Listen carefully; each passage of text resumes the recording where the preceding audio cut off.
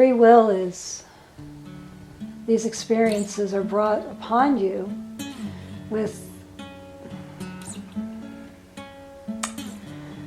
forks in the road, as you like to say. Okay. If you go in one direction, this could be the outcome, and if you go in that direction, that could be the outcome. But primarily, you have the choice. And that is your gift here. So some say it's written in stone. Yes, to a certain point. There are agreements before you come here. You have agreements, such as she agreed to come and have her child, her son, as her husband in this lifetime. Okay. And their agreement was for her to be awakened at the time. But this experience is her free will. Wow. And she has evolved as a spiritual being to understand the greater purpose of whatever she chooses. That's amazing. And that's the same with all beings. Yeah. So the contract, so to speak, is like a general guideline in a way. Correct. Yeah, and then we get here and we're kind of off and running, and we can get off on whatever track. As we're going on these tracks, how much of our past expressions of life are kind of dictating what's pulling us on these tracks? Well, you choose. So you choose to have the people in your life at the time, more or less. So you've chosen your parents, you've chosen your siblings, your grandparents. It's a greater understanding, a greater collective understanding. Okay. And the first part of your life, the first, let's say, 10 years of your life, we like to say chapter 1 is the first 10 years. And that is more where you're influenced by your family. You have free will, but to a certain point, because your family is caring for you and responsible for you.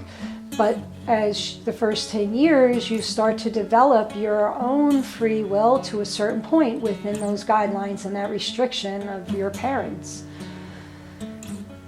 The second chapter, which would be from the age of 10 to 20, would be where you start to coming into your own person, your own identity. And then you begin to start to mold your life of where you want to be and what you want to do and what interests you and what doesn't interest you. And again, certain things are meant to be, I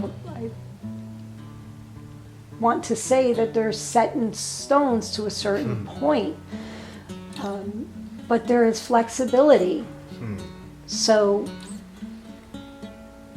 you can choose to have a child and choose to get pregnant. But you can also choose not to. And I'm just trying to find the words where you can understand what I'm saying is, it's as if women they get pregnant and they have an abortion. And that was their experience. But perhaps maybe that child was to be born. And then the child comes back and that woman gets pregnant later on in life. And that child was meant to be born. Or maybe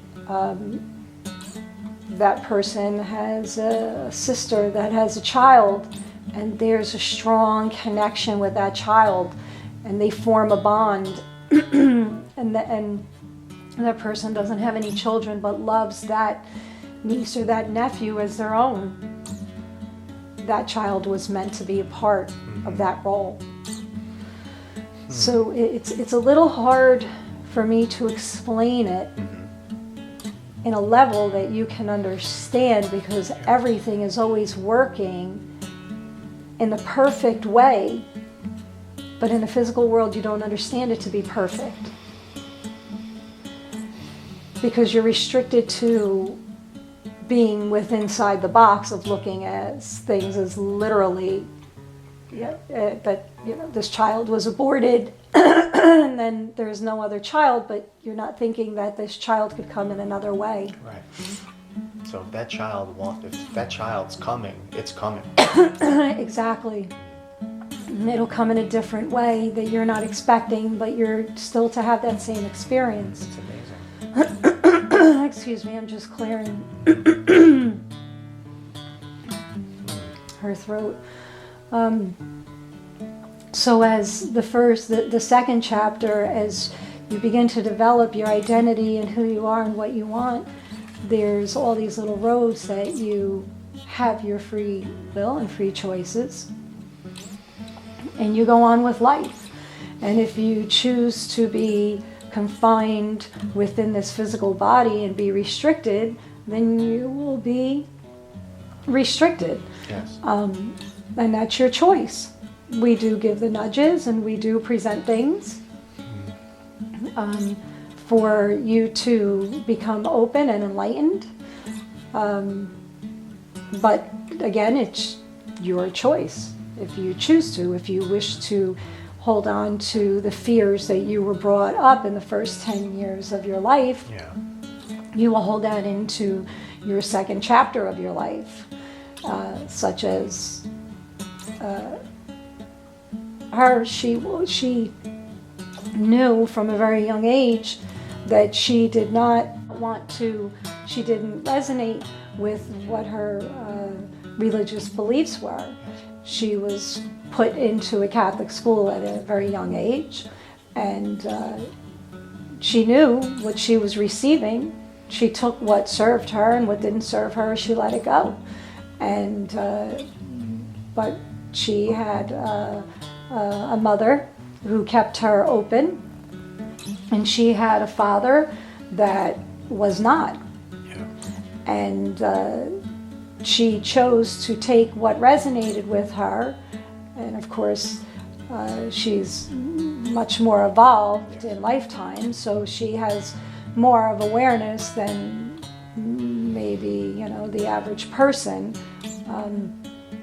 but she has way more awareness that it didn't resonate with her soul, that she let it go.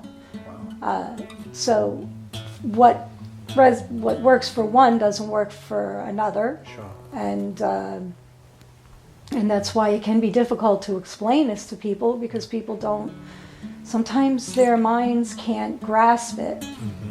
And those that can will, and those that can't, when it's their time, they will. Yeah. And then you go into chapter 3 of your life, which is your 30s into your 40s, where you become knowing. And this is when we laugh, because we say they know it all, but they really don't know nothing. And it's rather funny, because then you walk around and know. And so it's, again, this is where we find our humor, and we love to play with you and watch you, and that's why we always say be gentle. But that's when you start to become into your awareness and become into your soul, into your being, into knowing more. And that's when you start to really embrace the physical world. That's when you start to, as you'd like to say, mature.